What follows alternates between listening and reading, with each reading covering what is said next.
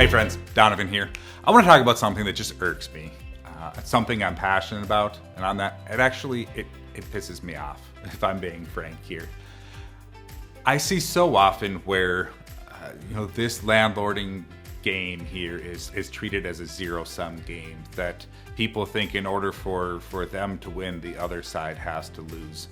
For the landlord to win here, the renter has to lose, or they're afraid that if the renter wins in this, that they're somehow losing. I can tell you in my experience, I've been doing this almost 15 years now. I've leased and managed tens of thousands of properties. I've done my own investments, turnkey sales. I just could not disagree with that more. I've seen, I've witnessed, I've experienced my own self and my own properties.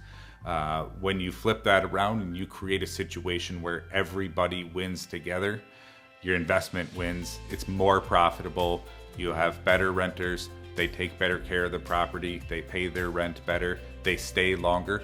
And those are all things that improve your profitability, and that's why you get into this game. So you'll see, if you go to our website, you look at what we're about, you watch my other videos, one of our core values is we win together.